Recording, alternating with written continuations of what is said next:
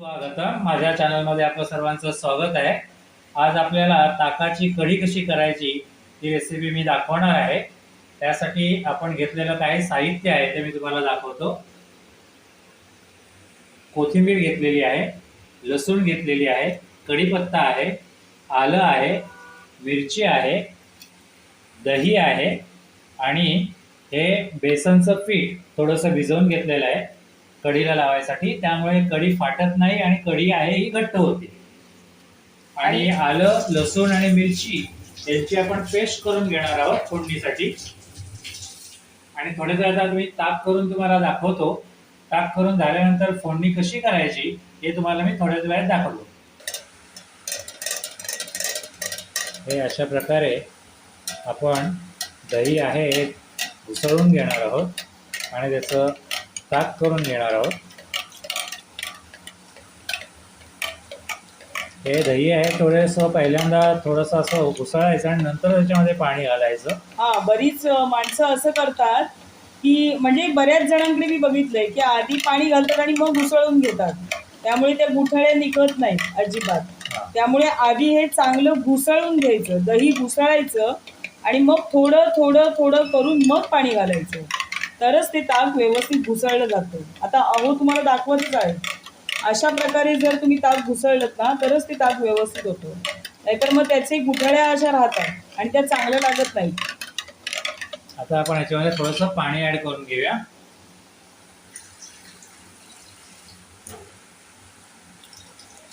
आणि थोडंसं पुन्हा एकदा घुसळूया, काय ते व्यवस्थित मिक्स होईल. अशा प्रकारे आधी हळूहळू घुसळायचं आणि मग थोडं थोडं थोडं थोडं पाणी घालायचं, तरच ते ताक व्यवस्थित होतं.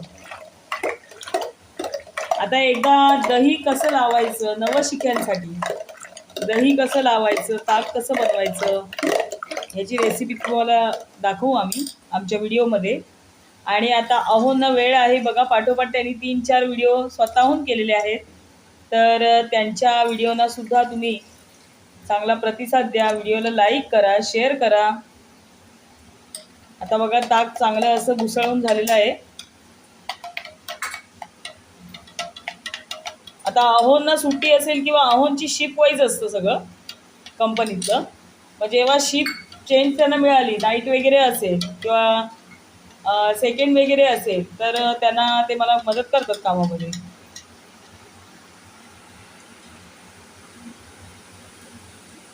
आता बघा आलं आणि लसूण मिरची पेस्ट अहो करून घेत आहेत.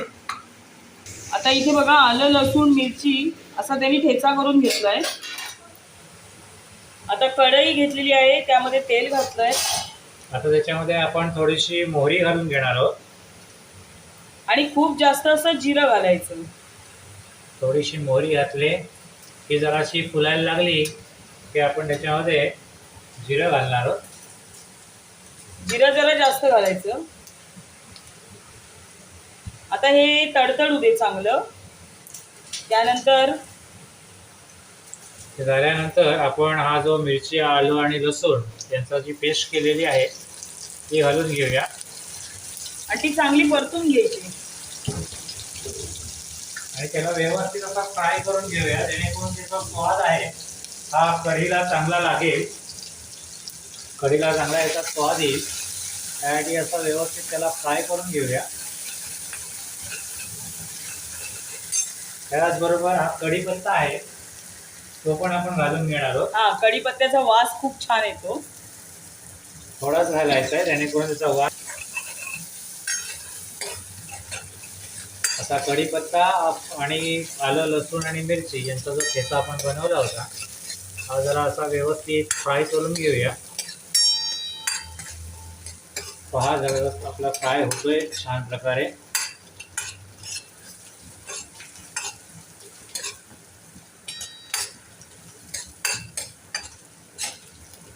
सुंदर असा हे व्यवस्थित फ्राय झालेला आहे. आता त्याच्यामध्ये आपण थोडीशी हळद घालणार आहोत, किंचितची.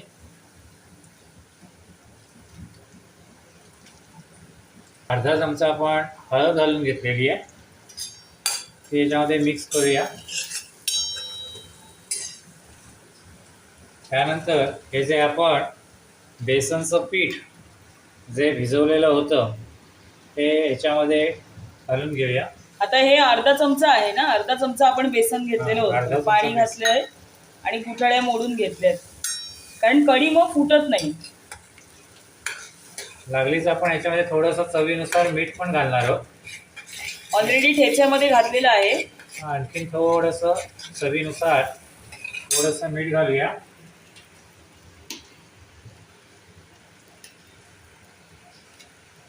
हे पहा, एवढंसं आता लागणार आहे आपल्याला मीठ, पण घालून घेतलेलं आहे.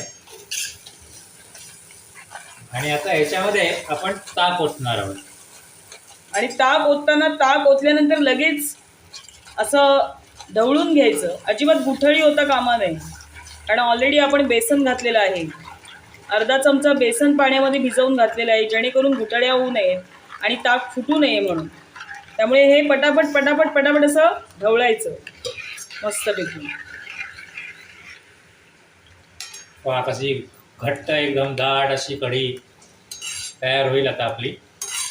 अजून ह्याच्यामध्ये थोडीशी साखर आपण घालणार आहोत, पण ती एक उकळी आल्यानंतर चवीपुरती साखर घालणार आहोत आपण. एक उकळी त्याला आली चांगली व्यवस्थित, की ह्याला किती घट्टपणा येतोय ते पाहून थोडंसं लागलं तर पाणी ॲड करून आपण नंतर याच्यामध्ये साखर टाकणार आहोत.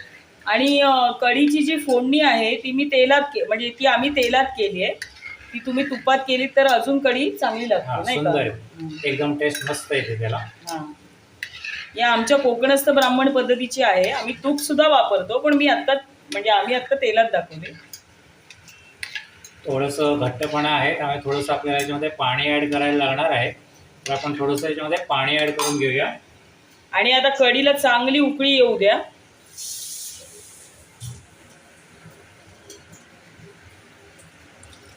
अहोंनी पाणी ॲड केलं थोडंसं.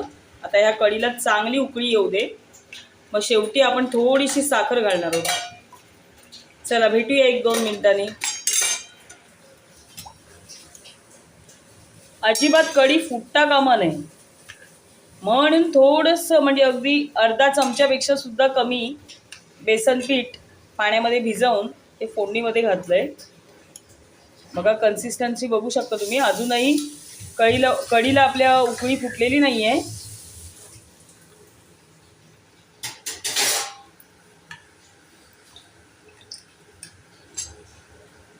आता ही कढी भातासोबत तर छान लागतेच, पण खिचडीसोबत सुद्धा खूप छान लागते, डाळ तांदळाच्या खिचडीसोबत. म्हणून एक कॉम्बिनेशन आहे ना, कढी आणि खिचडी.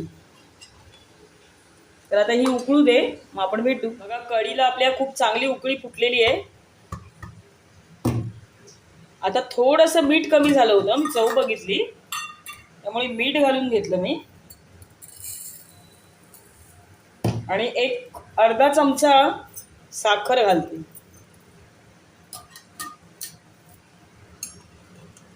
आणि नंतर फ्रेश अशी कोथिंबीर घालायची. आपली कढी तयार. कन्सिस्टन्सी तुम्ही बघू शकता आणि अजिबात फुटलेली नाहीये.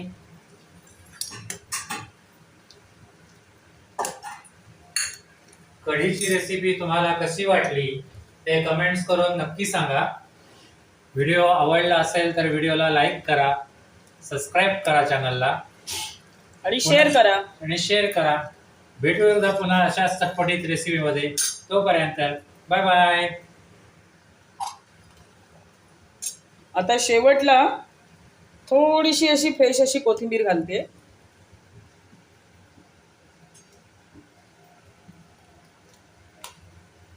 बघा कन्सिस्टन्सी बघा तुम्ही. मस्त अशी आपली कढी या ठिकाणी तयार आहे.